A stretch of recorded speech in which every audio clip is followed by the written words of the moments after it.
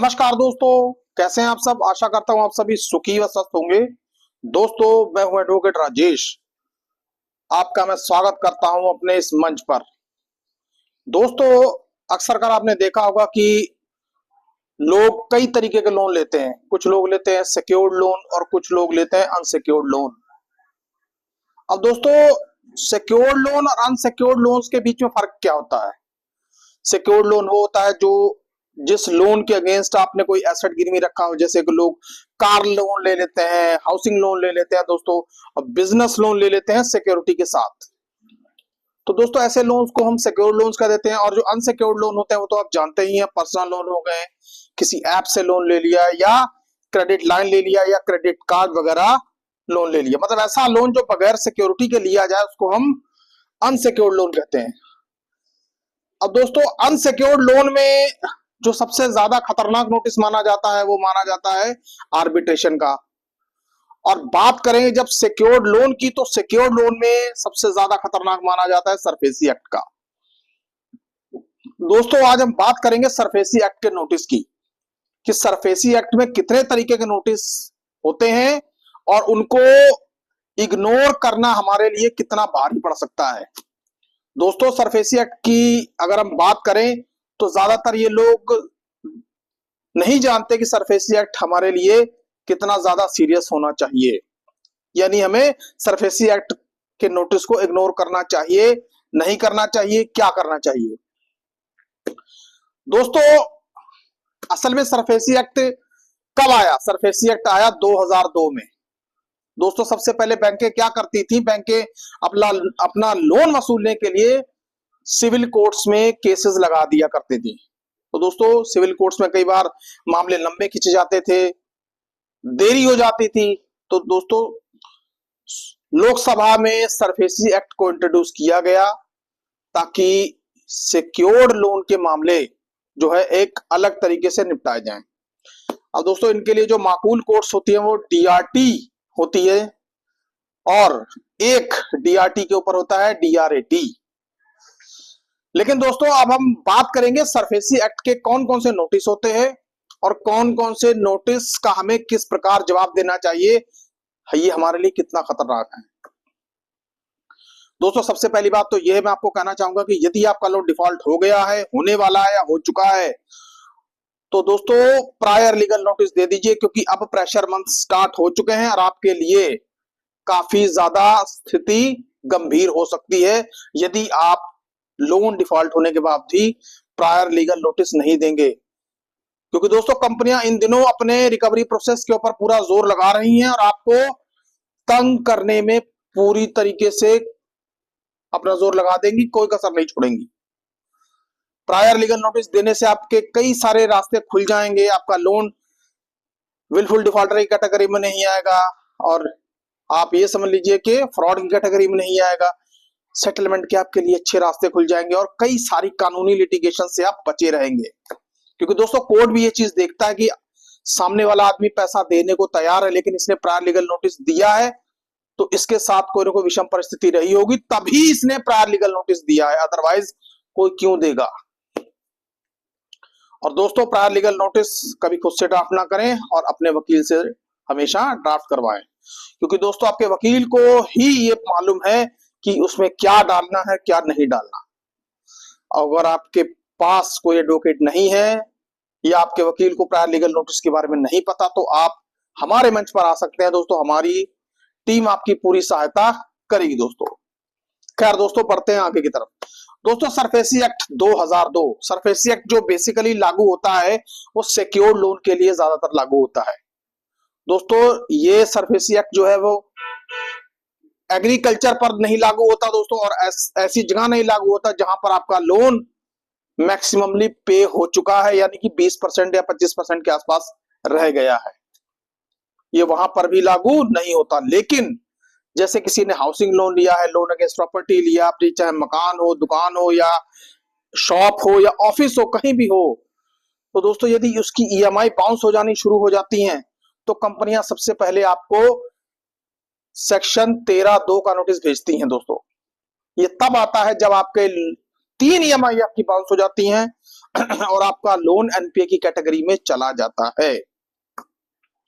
Company आपको 13/2 का notice भेजेंगी और 13/2 का नोटिस आपके लिए एक यूं समझ लीजिए कि जैसे अनसिक्योर्ड लोन में एक डिमांड नोटिस टाइप का नोटिस होता है, ये एक आपके लिए चेतावनी भरा नोटिस होता है और इसमें आपको जवाब देने के लिए 60 दिन का टाइम होता है। अगर आप 60 दिन के अंदर जवाब नहीं देते, रिप्लाई नहीं करते, तो उसके बाद कंपनी आपको 13/4 का नोटिस भेजेगी। 13/4 का नोटिस ये होता है कि सिंबॉलिक पोजेशन, यानी अगर आपकी कोई प्रॉपर्टी है तो उस प्रॉपर्टी के ऊपर सिंबॉलिक पोजेशन का जो है वो नोटिस भेज देती है। दोस्तों, चाहे नोटिस 13/2 का हो, चाहे वो 13/4 का, अगर आप टाइमली जवाब देते रहेंगे कंपनी को, तो दोस्तों कि शायद कंपनी आपकी बात समझे और कोई फर्दर एक्शन ना ले। लेकिन दोस्तों ज्यादातर लोग करते क्या हैं, अरे आ गया 13/2 का, जाने दे, कुछ नहीं होता, 13/4 का आ गया, कुछ नहीं होगा।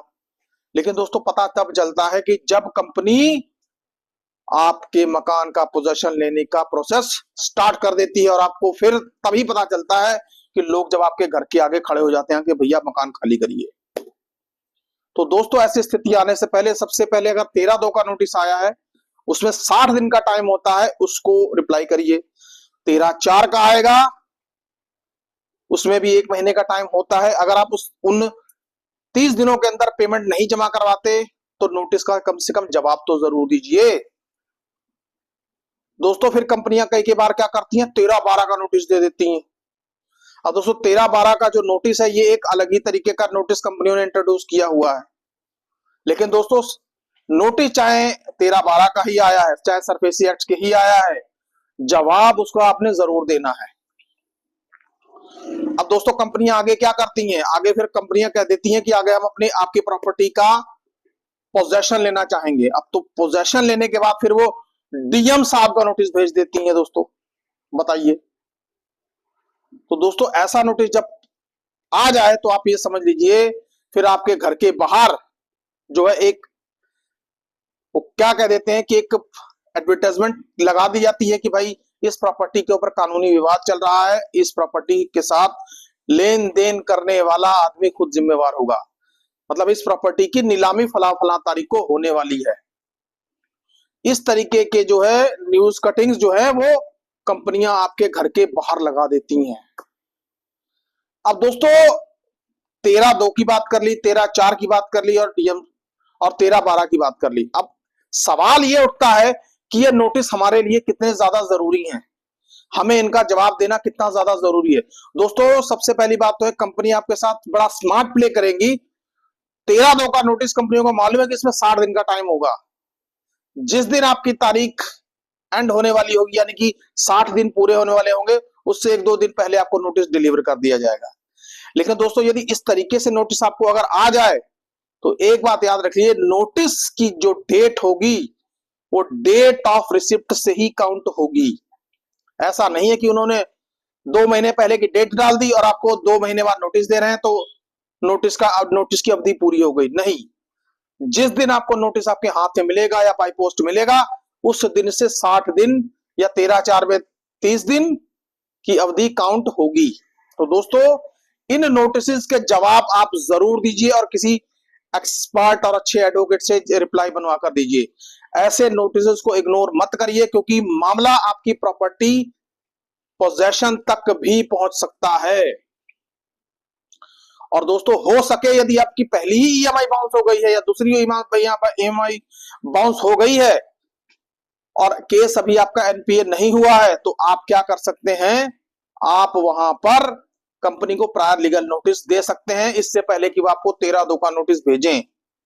दोस्तों प्रायर लीगल नोटिस भेजने में आपको बहुत ही फायदा है, वो ये कि इससे पहले कंपनी को लीगल एक्शन ले, आप कंपनी को अपनी स्थिति के बारे में अवगत करवा दीजिए। यदि आप ऐसा नहीं करेंगे चंद पैसे बचाने के चक्कर में, तो नुकसान आपको ही झेलना पड़ेगा। तो दोस्तों सबसे पहले ये जो नोटिस आपको आते हैं 13/2, 13/4 और 13/12, इनके नोटिस को इग्नोर करना आपकी सबसे बड़ी भूल होगी, आपके लिए परेशानी का कारण बन सकता है। दोस्तों नोटिस के जवाब जरूर दीजिए। कंपनी आगे जैसे चलेगी तो उसका जवाब आप कानूनी तरीके से दीजिए। अपने एक्सपर्ट एडवोकेट की राय लीजिए। आपके पास एडवोकेट नहीं है तो आप हमसे राय ले सकते हैं। आपको एक्सपर्ट एडवाइस मिलेगी और जरूर मिलेगी दोस्तों, लेकिन नोटिस को सीरियसली लीजिए। कहीं ऐसा ना हो कि प्रॉपर्टी से हाथ धोना पड़ जाए। दोस्तों जैसे अब मान लीजिए प्रॉपर्टी का पोजेशन का मामला आ जाता है, कंपनियां सोचती है कि चलिए पोजेशन के लिए किया जाए, तो दोस्तों ऐसे में कई सारे लूप होल्स हैं, कई सारी ऐसी ऑब्जेक्शंस हैं जो ऑब्जेक्शन दी जाती हैं और पोजेशन रुक जाती है। दोस्तों तो मेरे कहने का मतलब यही है कि 13(2) हो या 13(4) का नोटिस हो या 13(12) का नोटिस हो, सरफेसी एक्ट के किसी भी नोटिस को आपने कभी भी इग्नोर नहीं करना, सीरियसली लेना है, जवाब दे दीजिए।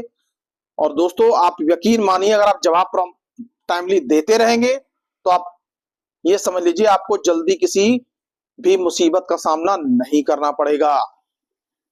दोस्तों आज का ये वीडियो सरफेसी एक्ट के ऊपर था। आपको ये वीडियो कैसा लगा कृपया कमेंट बॉक्स में कमेंट करके हमें जरूर बताएं। दोस्तों सुखी रहिए, स्वस्थ रहिए। जय हिंद, जय भारत।